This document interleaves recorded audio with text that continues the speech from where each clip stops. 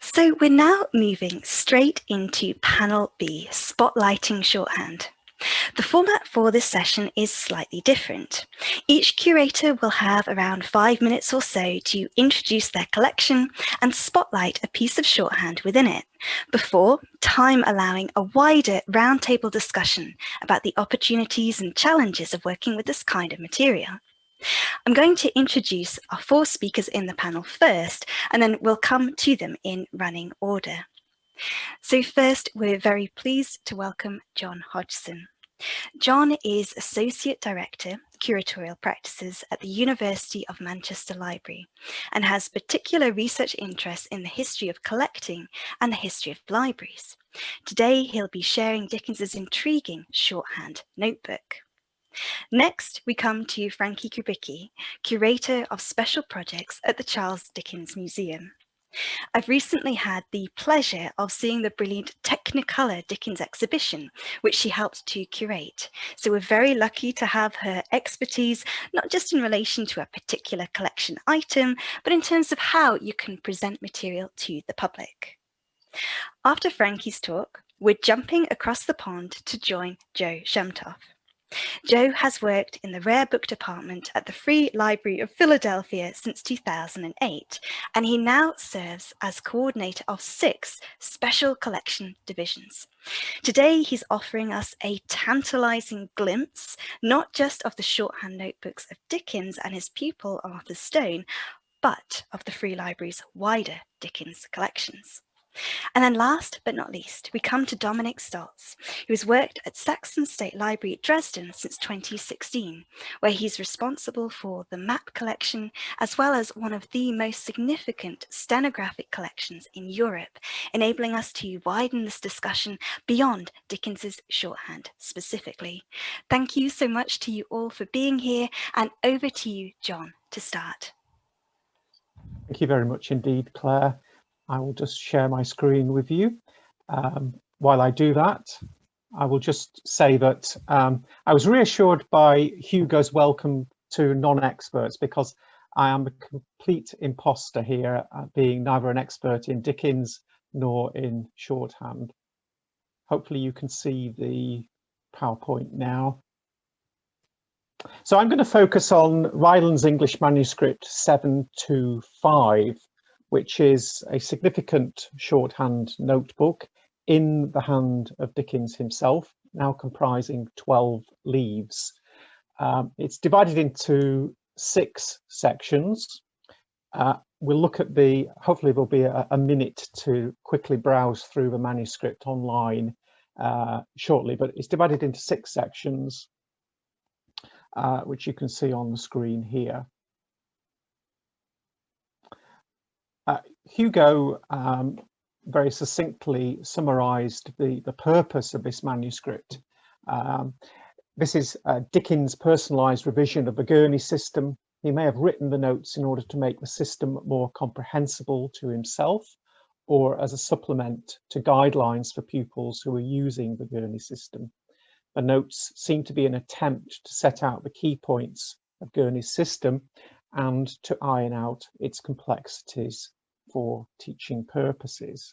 I put a link to Hugo's excellent article in the slide. So I'm going to focus on 2 aspects of the manuscript. First of all, its transformations over the last 150 years, and secondly, its problematic provenance. So firstly, what was originally quite a workaday, small notebook has undergone a significant transformation in the 1870s. It was incorporated into a 13-volume extra illustrated set of Forster's Life of Dickens. There isn't time now to talk about the history of extra illustrated and Grangerized books, fascinating though that subject is. When I first began to look at this subject, I actually couldn't find the notebook because I was expecting a discrete object, and it took me a little while to realize that it had been fully incorporated into these rather handsomely bound volumes, which memorialize and I think elevate the status of what was originally a workaday manuscript. It has become part of an icon of a great writer. And in so doing, I think it's lost its individual characteristics, and it's been subordinated into this wider project of the extra illustrated Dickens. I won't explain what else is in there, except that there are over 300 portraits relevant to Dickens, 35 letters from Dickens to various correspondents, a couple of Dickens autographed manuscripts. Quite an interesting potpourri. The second transformation was in 2018 when we digitized it and made it available online through Manchester Digital Collections. Now this is where I'm tempting fate and going to try a live link. Can you see that? Can anyone see that? We've got it on the slides at present, John. Oh, right, but not, oh, I won't, it's going to take too long to switch to the online view, I think. But do please follow the link in the PowerPoint, which I need to go back to. Perhaps somebody could, I'll tell you what I will do. I've popped it in the chat link for you there, thank John. you. Yes, no problem. Brilliant. I'll just go back to my slides now. Yeah, so looking at this online now gives you no impression of the current format of the manuscript, part of this monumental volume set of the life of Dickens. And I think one of the discussion points today is around the benefits and pitfalls of digitization. And I think this is an area where I think digitization does not adequately represent the materiality of the text. The other issue I think that I'd like to address is the provenance of this shorthand notebook. So it was described in the World in 1878 by a writer who'd seen it in the bookshop of Francis Harvey. Because of COVID, I haven't been able to follow up that reference to check it. Obviously, there were many extra illustrated sets of Dickens around, so I would like to be able to verify that. But there's a later report from the Daily News in 1896 on a sale at Sotheby's, which has quite a detailed description, which I think does definitively pin it down to our particular set. So it describes it as bound in red Morocco, inlaid and extended with nearly 300 portraits, including 30 of Dickens himself, and forming quite an interesting gallery of eminent people, together with views of places visited, autograph letters and manuscripts. No reference to the shorthand itself, but I think it is fairly clear that we're talking about this volume. It goes on, this handsome monument to fame was the property of the late Mr. Kurtz of Liverpool, that is Andrew George Kurtz, chemist and art collector, and was now sold by order of his executor. And it's on record that it was purchased by the Edinburgh bookseller William Brown. Unfortunately, despite extensive searches, we've not been able to trace any evidence of its purchase by Enriqueta Rylance, presumably at some point between 1896 and 1900.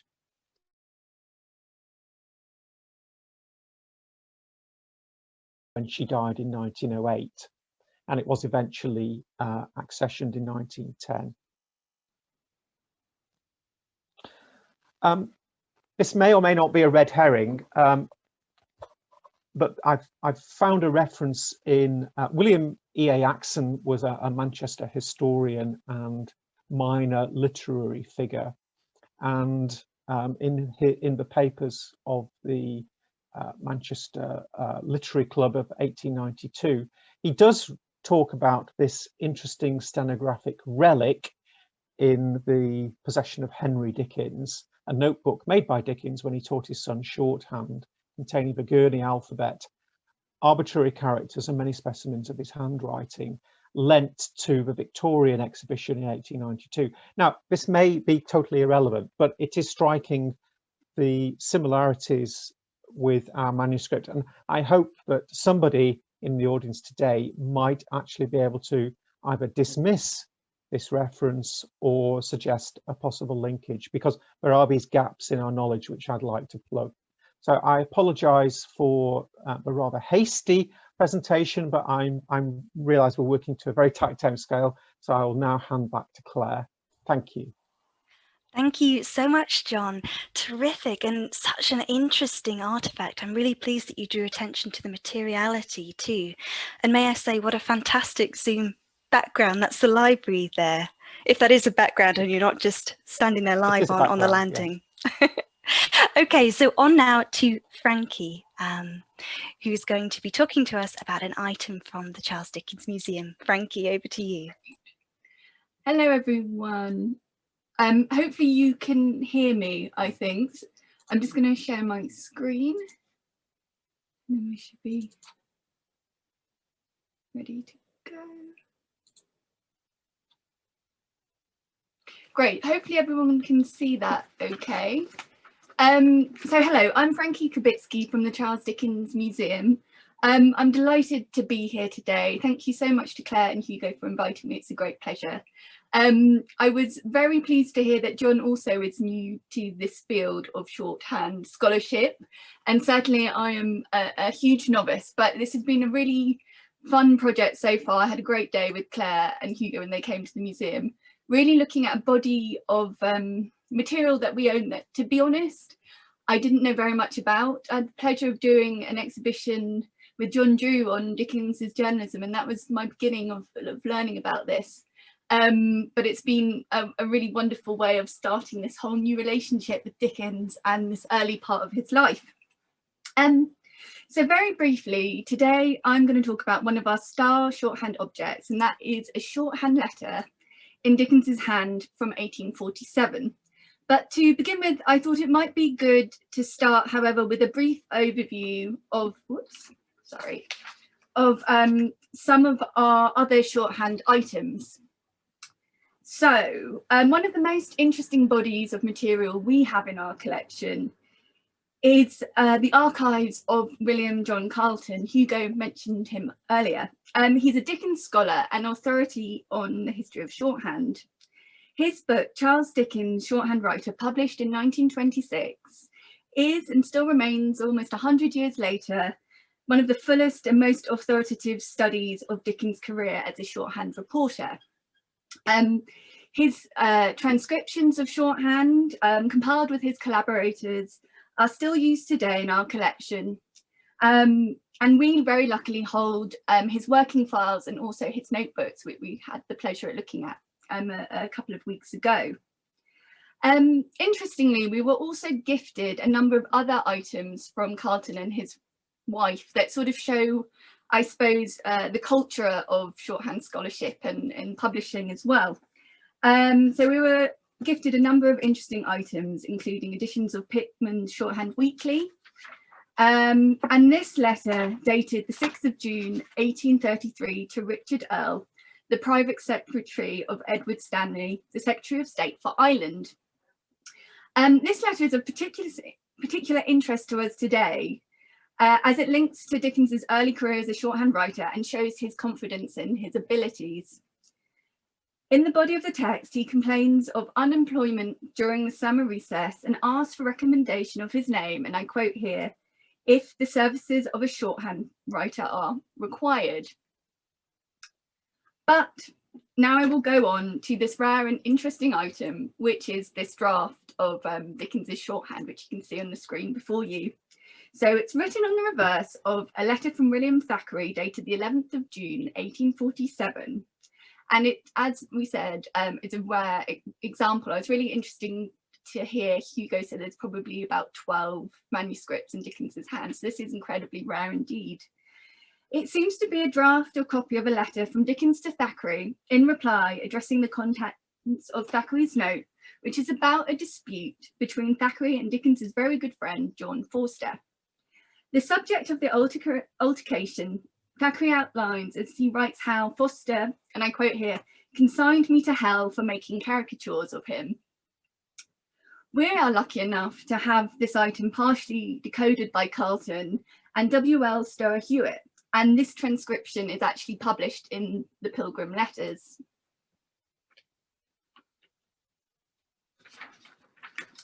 Now I'm just going to briefly read the contents of what is decoded here, but for the sense of clarity, I'm going to pick one option rather than say both options. So, my dear Thackeray, I received your note at breakfast this morning and will take care to do what I ought to with it in the course of the day. Trust me, I have hearty objection myself for views how all others carry out this measure. It is without doubt a very definite success for sense, and coming to the root of those 3 mistakes you state so fairly at the end of your letter.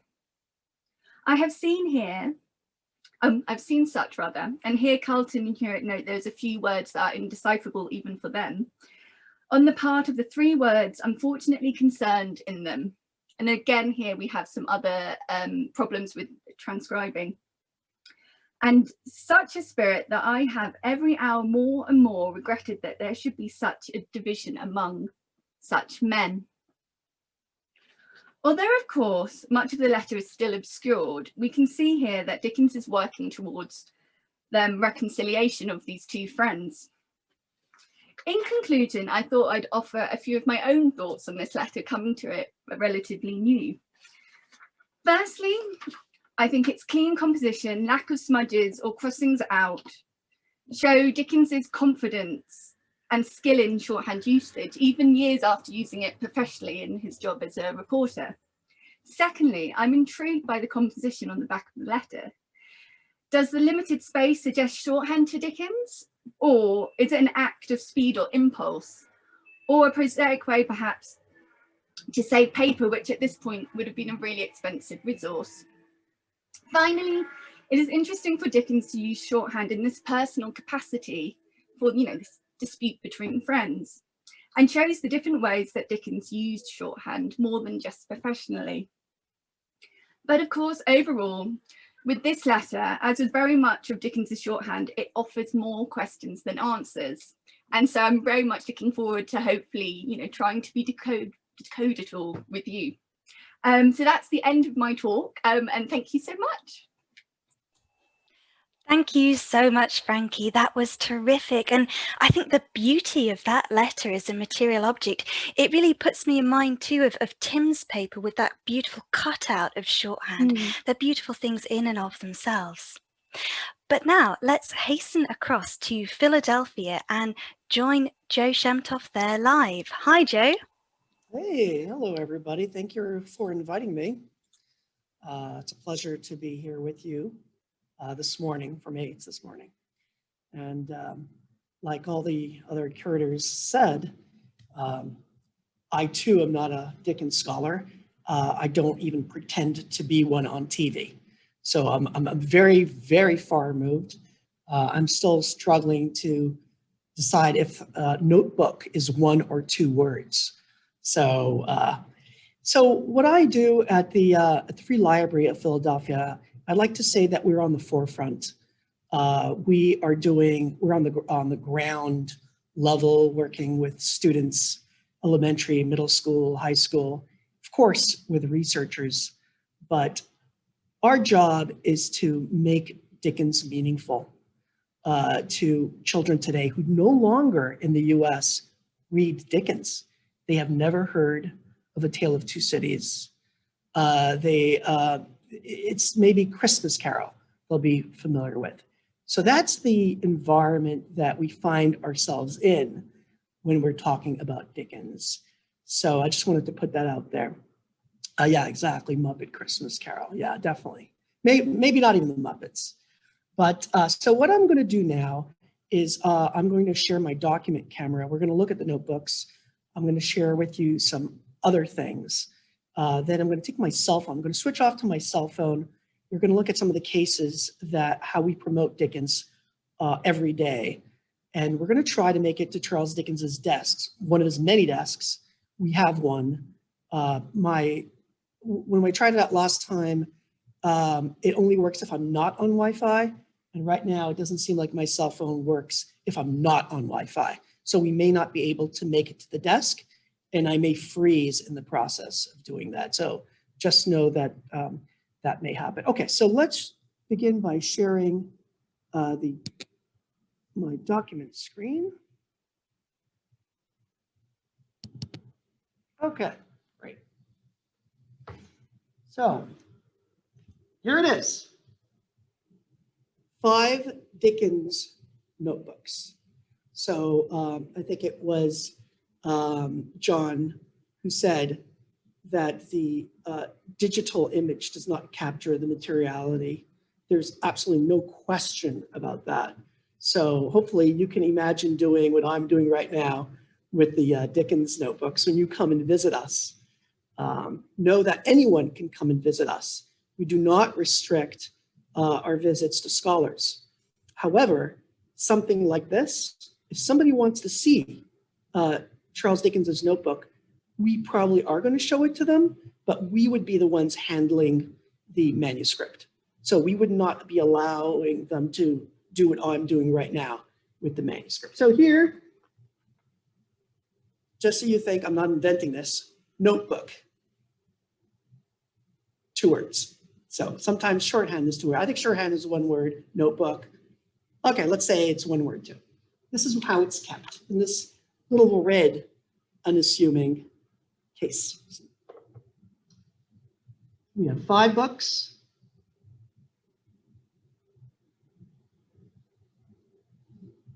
I feel like I'm dealing a hand of poker or something like that. So 5 booklets. We will be digitizing this as part of the project. And each booklet will be having its own PDF file. So right now we only have about 10 leaves or pages digitized, but by the end of the year or sometime there, all the leaves will be digitized.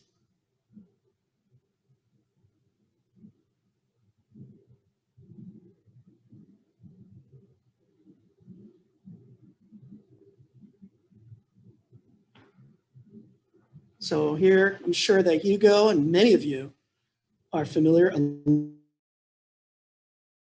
little bit with what you're seeing here.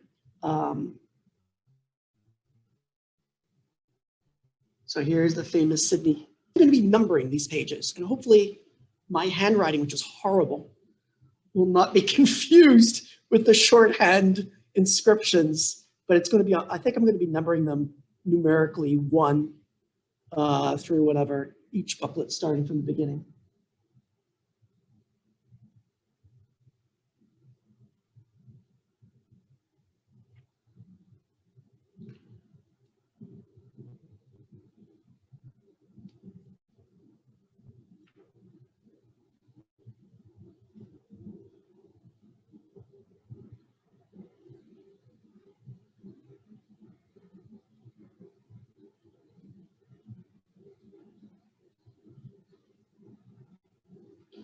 Not to worry, we're not going to be going through every single page of 5 booklets. I'm just going through a few.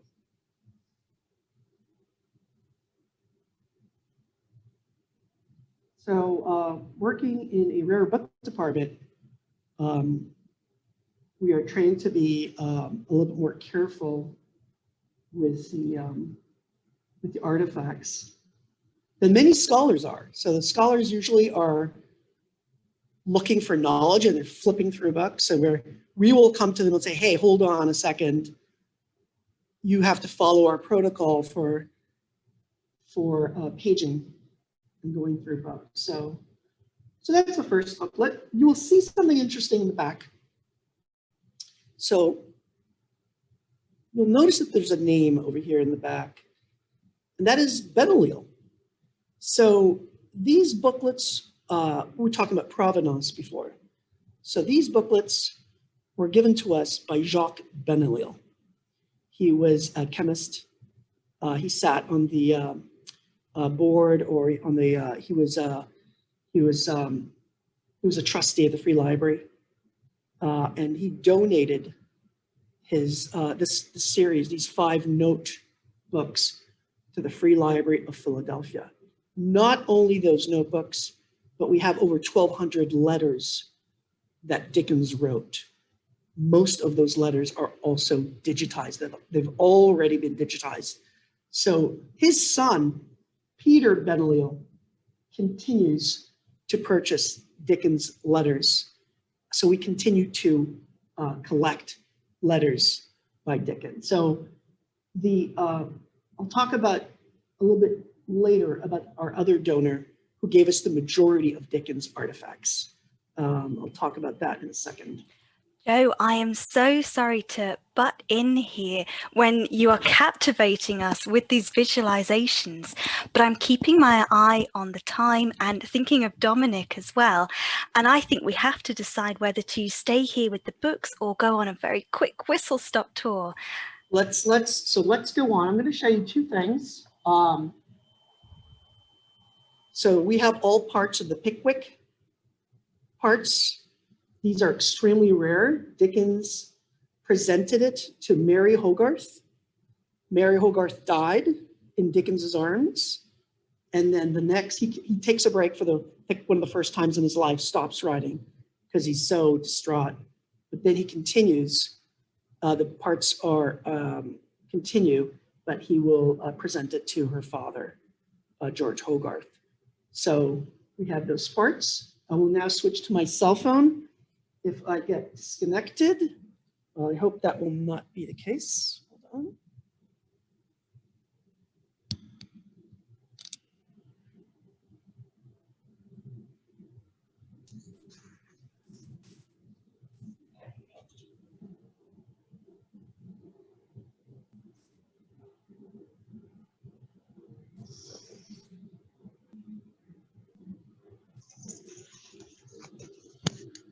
Okay. Can you hear me okay? Yeah, that's working well.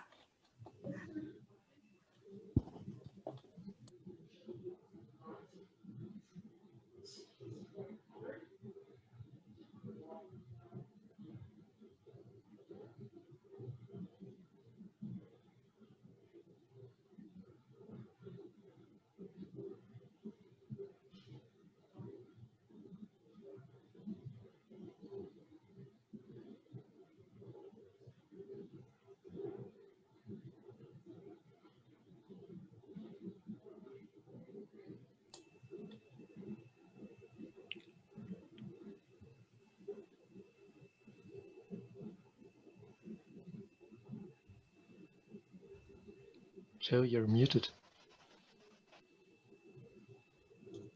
So one of the ways that we promote Dickens is by having display cases in our department. And we will almost always have, and I would say almost, always have a case on Dickens. So over here, you'll see a wood block that's designed by John Everett Millay, who actually picked or chose the Sir Samuel Luke Fields or Files. I'm not sure how you pronounce it, but that's what this whole case is about, is Edwin Drood and the different illustrators who are involved. And our pièce de résistance is the famous grip. So this is Charles Dickens's actual taxidermied stuffed bird. This will get a rise out of everyone who comes to visit our collection. So even if you have never heard of Charles Dickens, people will be amazed that we have this raven that belonged to him. He was very attached, as we know, he was very attached to him, or her, sorry. So we found out that Grip is a female. Grip is not a male. So this is the original cage that Charles Dickens had in his house. It was his pet when it was living, and it was his pet after it died. He had it taxidermied in his house. Here's the grave marker of Dick, his other pet bird. So I believe that was a canary. So sometimes we talk about Dick. And I am going to see if we can make it to the Elkins room over here. Just give us a glimpse, Joe. This is fantastic. You should sign us all up for a full tour, I think. So this is what makes, in addition to the artifacts, but if we have someone who doesn't know anything about anything, they will still be captivated by the splendor of this room. This is a library that belonged to William McIntyre Elkins, and Mr. Elkins gave us his library. It was moved onto the floor of our library, and it is Elkins who gave us the vast majority of our Dickens holdings. So they will mostly come from William McIntyre Elkins, but then we have the letters and the notebook that will come from from Jacques.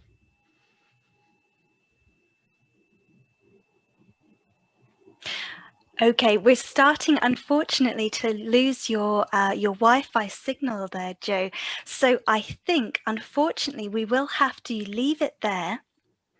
Thank you so much. I think especially with us all in lockdown, we appreciate more than ever the chance to get out virtually and see these things. And that is Charles Dickens' Nest. Okay, so thank you all. Thank you so much, Joe. Terrific. And without further ado, although we're going into the break, let's go over to Dominik now, and we'll push the rest of the schedule back just a little bit.